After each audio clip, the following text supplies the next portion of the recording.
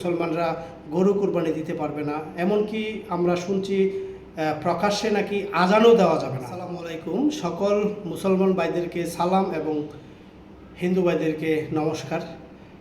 আজকে আসলে এই ভিডিওটি করার মূল কারণ হচ্ছে পশ্চিমবঙ্গে যেই উত্তেজনা চলছে মুসলমানদেরকে ঘিরে, ঈদুল আজহাতে কুরবানি দেওয়া যাবে না, গরু কুরবানি দেওয়া যাবে না, সেই বিষয়টি নিয়ে কথা বলবো। দেখুন, পশ্চিমবঙ্গের মুখ্যমন্ত্রী শুভেন্দু অধিকারী আপনি ক্ষমতায় যাওয়ার পরেই কিন্তু মুসলমানদের পিছনে লেগে পড়েছেন। মুসলমানরা গরু কুরবানি দিতে পারবে না, এমনকি আমরা শুনছি প্রকাশ্যে নাকি আজানও দেওয়া যাবে না, এবং সেটিও শুনতেছি যে পবিত্র ঈদুল আজহার নামাজও নাকি পশ্চিমবঙ্গের মাটিতে মুসলমানদেরকে পড়তে দেওয়া হবে না। আচ্ছা, শুভেন্দু অধিকারীকে আমার একটি প্রশ্ন, যে আপনি যে মুসলমানদের জন্য সেই গরু কুরবানি বন্ধ করে দিচ্ছেন, এতে ক্ষতিটা কার হবে? ধরুন আমরা মুসলমান যারা আছি তারা গরু কুরবানি দিলাম না বা দিব না, আমরা ছাগল মহিষ কুরবানি দিব, কিন্তু আপনারা যারা হিন্দু ধর্মের আছেন, যারা গরু পুষছেন, লালন পালন করছেন, তারা এই গরুগুলিকে কোথায় বিক্রি করবেন? আপনি এই কঠিন একটি সিদ্ধান্ত নেওয়ার কারণে দেখুন, আপনার ধর্মের যে হিন্দু ধর্মের যারা আছে, যারা গরু লালন পালন করছে, তারাই কিন্তু এই গরুগুলি বিক্রি করতে না পারার কারণে আজকে আত্মহত্যা করার মতো একটি সিদ্ধান্ত নিতে তারা বাধ্য হচ্ছে। আর এর পিছনের যে মূল কারণ সেটি হচ্ছে মুখ্যমন্ত্রী শুভেন্দু অধিকারী। আপনি ক্ষমতায় যাওয়ার কিছুদিনের মধ্যেই এরকম একটি আত্মঘাতী সিদ্ধান্ত নিতে পারলেন, যেটা আসলে কোনো ধর্মই সমর্থন করে না। হিন্দু ধর্ম কখনোই এটা সমর্থন করে না যে আপনি মুসলমানদের কুরবানি না দেওয়ার মতো বা কুরবানি দেওয়াকে আপনি বাধা দিচ্ছেন, এটা কিন্তু আপনার হিন্দু ধর্মে আপনাকে সমর্থন করে না। একজন প্রকৃত হিন্দু এই কাজ কখনোই করতে পারে না।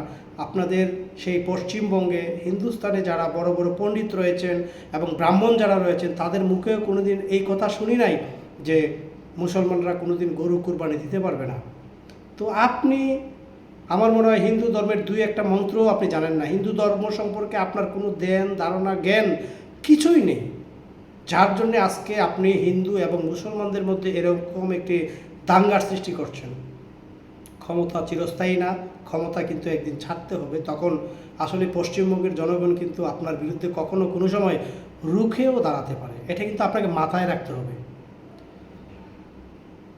আর মুসলমান ভাইদেরকে বলবো যে আপনারা গরু কুরবানি যদি বন্ধই করে দেয়, আপনারা গরু কুরবানি দিবেন না, গরু কুরবানি দেওয়ার দরকার নেই।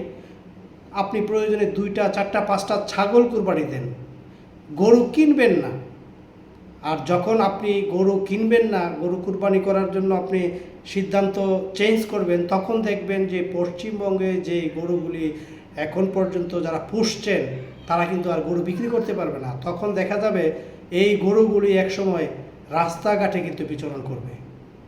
কারণ মুসলমানরা যদি গরু না কিনে, তাহলে হিন্দুরা গরু কোথায় বিক্রি করবে? কারণ তারা তো গরু খায় না, বা তারা গরু বলিও দেয় না। তখন আলটিমেটলি হিন্দুদেরই ক্ষতি হবে। আমাদের গরু না খেলেও চলবে, গরু কুরবানি না দিলেও চলবে। মুসলমান ধর্মে এমন কোনো কথা নেই যে গরুটাই কুরবানি দিতে হবে, অন্য কিছু কুরবানি আমরা দিতে পারবো। সেটা কুরবানি আমরা দিচ্ছি আল্লাহকে সন্তুষ্টি করার জন্য। আল্লাহ সেটা দেখছেন যে হিন্দুস্তানের বুকে মুসলমানদের উপর এরকম একটি জুলুম করা হচ্ছে, সেটা উপর আল্লাহ অবশ্যই দেখছেন। উনি এটার সঠিক সিদ্ধান্ত নেবেন, উনি এটার বিচার করবেন। আমরা যারা মুসলমান আছি, আমরা আসলে কখনোই হিন্দু মুসলমানের মধ্যে কোনো ভেদাভেদ তৈরি করতে চাই না। বাংলাদেশে যত হিন্দু আছে, শুভেন্দু অধিকারীকে আমন্ত্রণ জানাবো, আপনি একবার বাংলাদেশে আসুন, বাংলাদেশে এসে দেখুন বাংলাদেশের যে হিন্দু সম্প্রদায় রয়েছে তারা কতটুকু সুখে আছে। তারা এক কথায় আপনি ধরে নিতে পারেন তারা মায়ের কোলে আছে। কারণ কোনো মুসলমান, কোনো হিন্দু ধর্মের কোনো লোককে যদি অন্যায়ভাবে কোনো কিছু বলে এবং অন্যায়ভাবে কোনো কিছু করে, তাহলে কিন্তু সে আইনানুগভাবে পার পাবে না, তাকে শাস্তি গ্রহণ করতেই হবে। আমাদের দেশের মুসলমান যারা আছে, এমনিতেও আমরা হিন্দু মুসলমান এই দুই সম্প্রদায়ের মধ্যে একটি ভ্রাতৃত্বের বন্ধন নিয়ে চলাফেরা করি। আমরা কখনো হিন্দুদের বিরুদ্ধে নয়। আমাদের হিন্দুরা সুন্দর সন্ধ্যার সময় আরতি দিচ্ছে, আমাদের মসজিদের আজান হচ্ছে, নামাজ পড়তেছে, আমরা কখনো বলি না কেন সন্ধ্যায় আজানের সময় তোমরা আরতি দিচ্ছ? কখনো আমাদের বলতে হয় না, আর বলার দরকারও নেই। যার যার ধর্ম সে পালন করবে, তাকে ধর্মীয় রীতিনীতি পালন করার জন্য তাকে স্বাধীনতা দিতে হবে। এটাই হচ্ছে তাদের অধিকার। আমার অধিকার আমি গ্রহণ করব, হিন্দু ধর্মের অধিকার যেটা আছে তারা গ্রহণ করবে। সেখানে ধর্মীয়ভাবে কাউকে হেয় করা যাবে না, কাউকে অত্যাচার করা যাবে না, সেটা আমাদের মুসলমানদের মধ্যে নেই। আমাদের মুসলমান শান্তির ধর্ম, হিন্দুদের সাথে আমরা অনেক মিলেমিশে আছি। আমরাও আশা করব কলকাতার হিন্দু যারা আছেন, পশ্চিমবঙ্গের হিন্দু যারা আছেন, মুসলমান যারা আছেন, সবাই একসাথে মিলেমিশে চলবেন, যার যার ধর্ম শেষে পালন করবেন। সেখানে ধর্ম নিয়ে বেশি বাড়াবাড়ি করাটা কোনো ধর্মই সমর্থন করে না। শুভেন্দু অধিকারী একটা কথাই বলবো যে আপনি একজন সম্মানিত ব্যক্তি, আপনি একটি রাজ্যের মুখ্যমন্ত্রী। আপনি শুধু হিন্দু ধর্মের ব্যক্তির মুখ্যমন্ত্রী নয়, আপনি মুসলমানদের জন্য মুখ্যমন্ত্রী। মুসলমানরাও আপনাকে ভোট দিয়েছে, অনেক মুসলমান নেতারাও আপনার সাথে কাজ করছে, আপনার সাথে এখনও আছে। তো সেটা আসলে ঠিক হবে না। আপনি হিন্দু মুসলমান সবার জন্যই গার্ডিয়ান, আর সেই গার্ডিয়ানের দায়িত্বটা আপনি আপনার জায়গা থেকে পালন করুন, আপনি আপনার সম্মান ধরে রাখুন। আপনি একটু চিন্তা করে দেখুন, মমতা বন্দ্যোপাধ্যায়ের আমলে কোনো মুসলমান কুরবানি দেওয়া বন্ধ করেছিল? কোনো হিন্দু কেউ বলেছিল যে কুরবানি দেওয়া যাবে না? তাহলে আপনি কেমন হিন্দু হলেন যে একবারে আপনি ভগবানের কাছ থেকে ওহি পেয়েছেন, ভগবানের কাছ থেকে আপনি একবারে সরাসরি ওহি পেয়ে আজকে মুসলমানদের বিরুদ্ধে আপনি এইভাবে লেগে গেছেন?